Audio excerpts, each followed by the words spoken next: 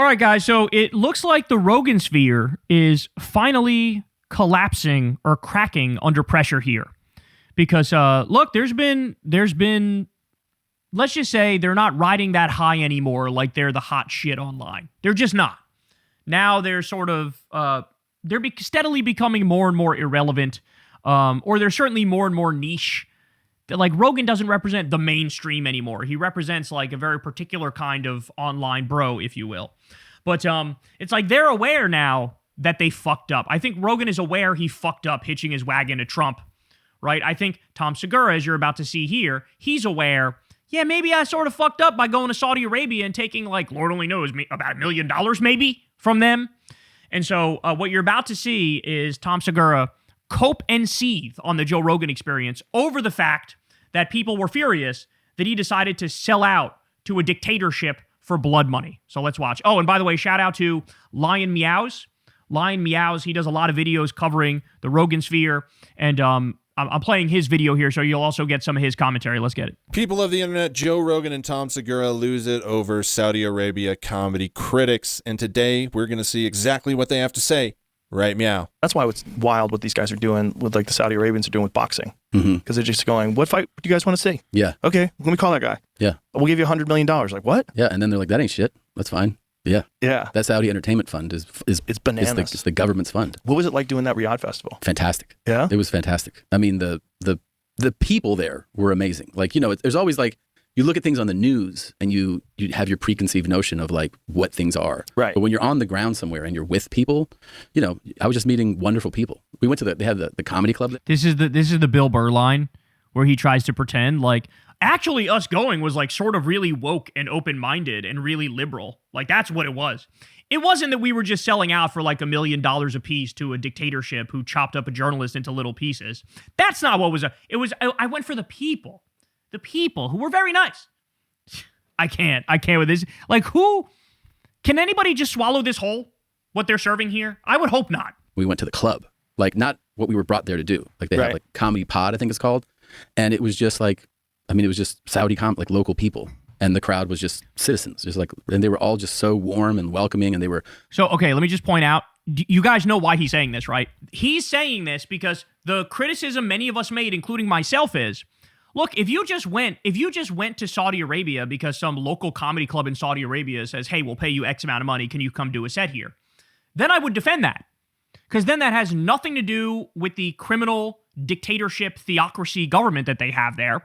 That's just people in Saudi Arabia saying, hey, we're comedians, we like comedy, come here, we'll pay you. And then it would actually be about this local comedy thing. It would actually be about the people of Saudi Arabia. But no, many of them took over $1 million from the government. And so it really is, they're just selling out. So what Segura is trying to do here is say, oh, what if I told you it actually was about this like local comedy club and like the people there wanted us to come and that's why I went. Do you think we were born yesterday? Now, I'm not doubting that he went to some local comedy club, but the real reason you were there was for the fucking money, bro. The money handed to you by a murderous psychopath. Oh my God. Such huge admirers of ours, of like, American comedy and American podcasts, and they were just super sweet. Like they were so genuine. And so what is the restrictions in terms of like language and subject matter? So everybody was highly, highly, highly well versed in not just English, but like American pop culture. So everything we talked about, they got everything. You know, they got everything. I mean, the night before I went to see Jimmy Carr and Louis perform, and like I was like, holy shit, they get like even like the little throwaway lines, you know, like the things that aren't even like the bit, like the little jokes. The only restriction that we had was about Islam and the royals. That was it, which wasn't really a hard thing for most people to adhere to because like, you know, like me and those guys, like we didn't have Islam or royal jokes. We weren't cutting anything from our acts. Right. So I was like, yeah, by the way, when we did UAE, you know, like Dubai and Abu Dhabi, they were like, do not talk about same thing. Don't talk about our royals. Don't talk about Islam. Don't be like super graphic about. But then we did do graphic stuff, and they're like, yeah, that's fine. So like, just take it easy on the royals and on Islam. These people are the same people that were screaming and whining and bitching and moaning for a fucking decade about free speech, free speech, free speech. We're the guys that believe in free speech. All these crazy wokesters and liberals and lefties don't believe in free speech. We believe in free speech. We believe in free speech. Now here he is justifying and rationalizing. Well, they said like don't talk about Islam and the royals, and like that didn't really matter because I don't even have that in my act and stuff. So like, of course I signed the contract that said I'm not allowed to talk about this thing and this thing. Could you imagine a story comes out? The Democrats and Joe Biden or Kamala Harris host a comedy festival, and they in the contract it says we're going to pay you X amount of money, but you're not allowed to make fun of the Democratic Party, and you're not allowed to make fun of Kamala Harris and Joe Biden. And then one of their comedian friends signed that contract and went and did a set there. How do you think they would react with that exact same set of facts? How do you think they would react? That person would be persona non grata. They would be excised from the comedy community that they're in. You would never hear from them again. They would be called sellouts. They'd be called grifters. They'd be called every negative thing under the sun. But for some reason, when it comes to Saudi Arabia, you guys make an exception? Oh, sure, I just won't talk about Islam and the royals. Like, hey, your list of things that I'm not allowed to talk about is kind of short, so I guess it's okay. Well, guess the list of things that hardcore woke people didn't want you to talk about was really fucking short too, and all you guys stood on principle and said, fuck that, we say what we want. You're all such disgusting sellouts. You're all so greedy and selfish and piggy and narcissistic. You have no principles. Like, that's what they need to understand. You're a joke, and not in the good way. You're a joke in the bad way. Jesus Christ. I was like, yeah, that's not a challenge for me. I think the Saudi officials, Tom admitted that the government paid them. And I bet the government, the regime back there is sitting there go, this is money well spent. You got Dave, you got Tom, you got Andrew, all super glazing it. That's such a great point, dude. Shout out to this guy. That is such a great point. It's true. This is what they paid for. They paid for you to go, yeah, they censored us, they restricted us, but it wasn't even that big a deal. And they were actually really cool, and they were kind of nice. This is what they paid for. By the way, this is called comic washing their atrocities. And I'm going to have more on this in a second. You wait for it. You better watch this segment to the end, because I got something for you at the end of this bitch. But this is called comic washing their atrocities in the same way they try to sports wash their atrocities. That's why Saudi Arabia is involved in women's tennis. That's why Saudi Arabia did the Live Golf League. Okay? They want to, hey, we're not so bad. We're actually totally normal. Don't look at what we did with the journalist Jamal Khashoggi, among many other things. It's the same people. If you ever take government money like that from those people, it doesn't come for free. You know? It doesn't come without some costs. These guys are just doing a great job. And I know it's a hard subject, and I know people can see it both sides. I just think if we want justice, if you want to preach about justice or fair treatment of people, you got to start protesting these kinds of things and not attending them and shutting down these administration's attempts to try and glaze over. And it's for the same all the countries. Saudi Arabia is doing crazy shit. Israel's doing crazy shit. America's doing crazy shit. But the only way it stops is if we stand up. But that's another thing that's never going to happen. So I was listening to this really crazy podcast, and it was just, man, it just sounded horrendous. There was these guys just talking about AI taking over and digital IDs. Yeah, and Rogan loves all of that.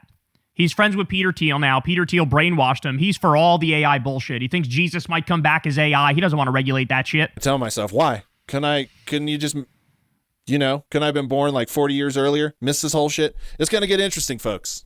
It's going to get interesting. And we're all going to talk about standing up then, and I'm going to be like, Lion Meows told you so. But the country, like as far as like the people that we met, they were all fantastic. They were really sweet people. It's just, people have a weirdness of like, you're going over there because it's the Saudi royal family has the money, right? The Saudi family is the family that funds the entertainment fund. Right. And then people were like, they would accuse. Tom saying it, the same people that chopped up that journalist, same people. They're trying. And if they're willing to do that in front of the whole world, I doubt anything at all has changed about them or what they want to do. And the other problem is everything from these guys is everything sounds too perfect. When something sounds too perfect, it certainly is not. And it just sounds like a propaganda thing. And I'm sorry.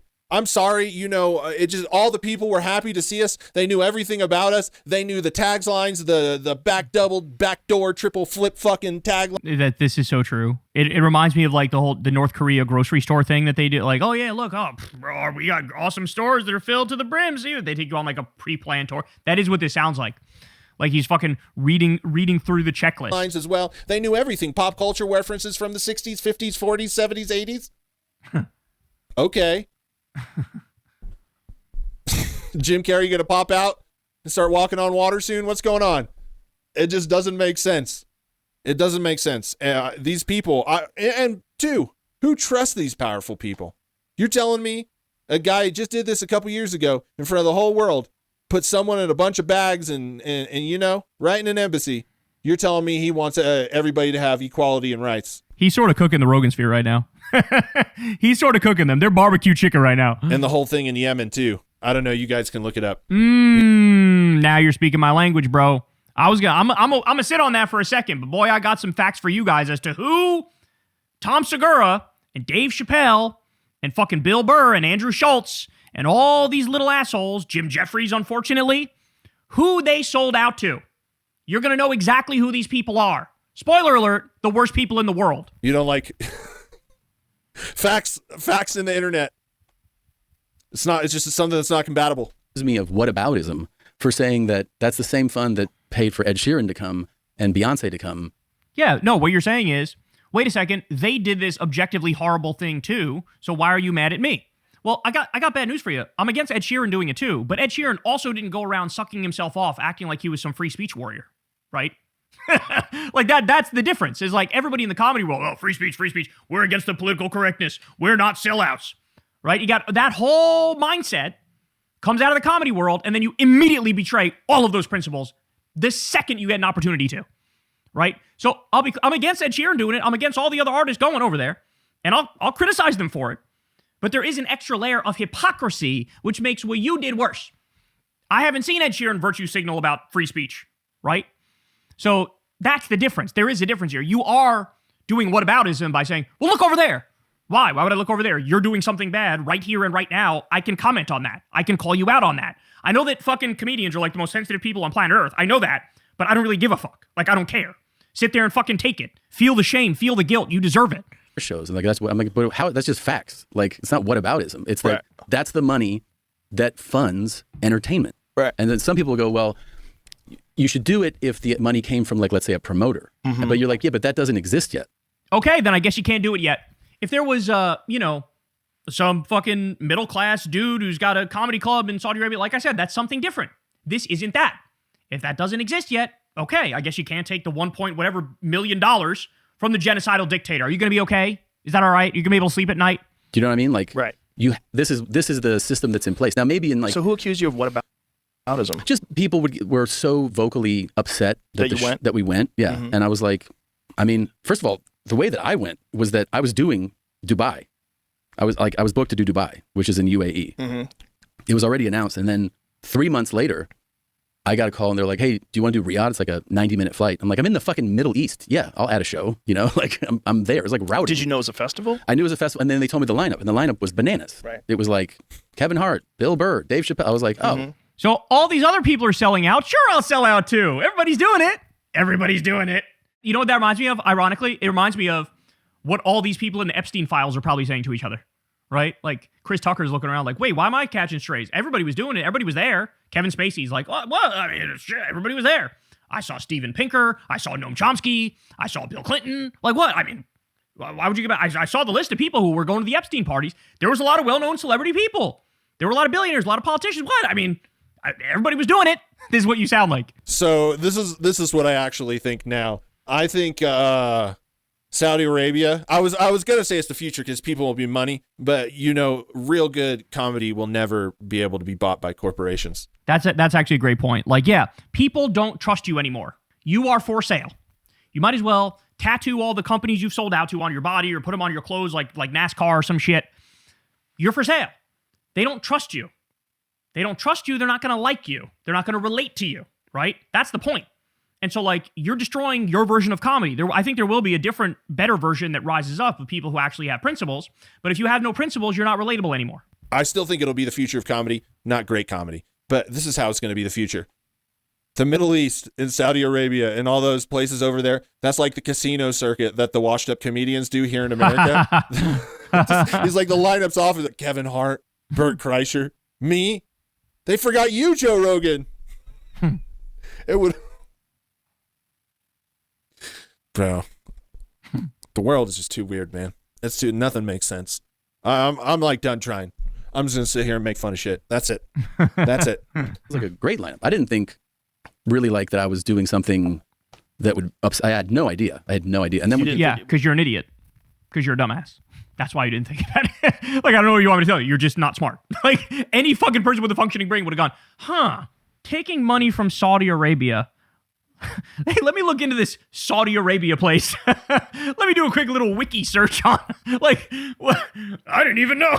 Oh, really? I was just eating dinner with Jeffrey Dahmer. I didn't know what the big deal was. What are you talking about?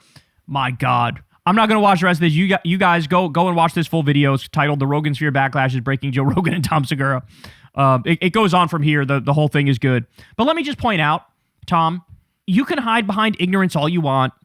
You can try to pretend like, I didn't know this would be controversial. I saw the list. I thought everything was okay.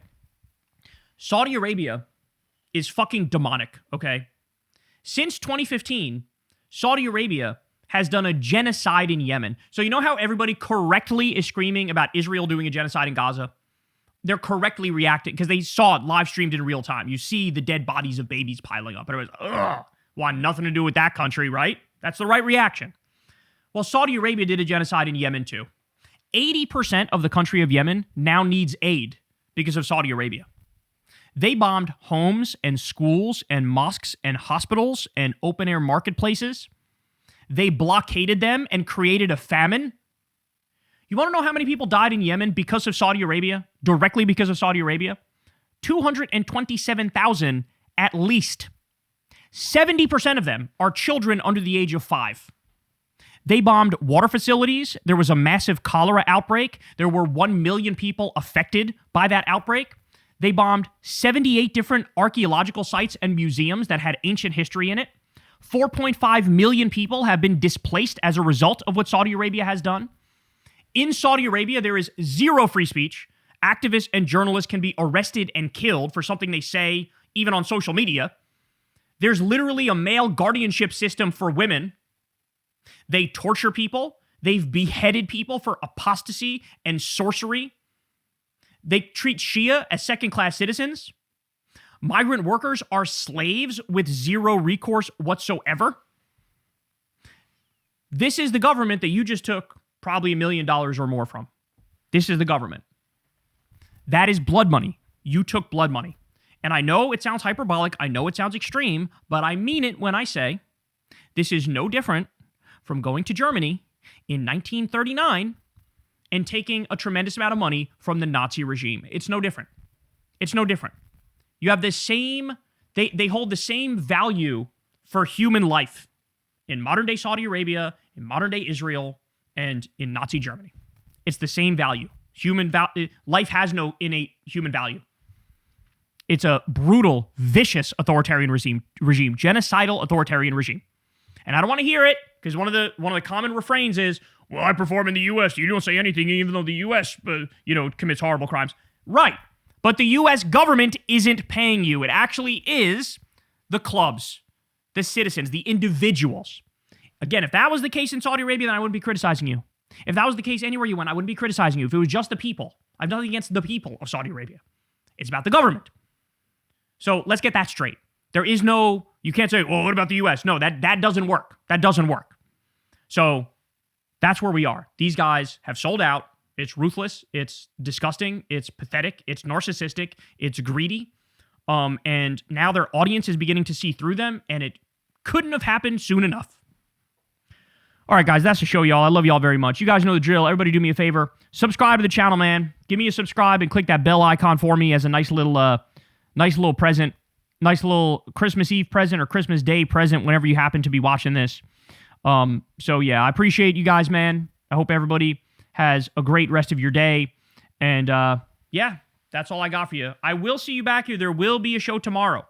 There will be a show tomorrow. I know it sounds crazy, but it's happening. So come tune in as you're eating your, Christmas dinner or whatever, or after you open some presents or some shit.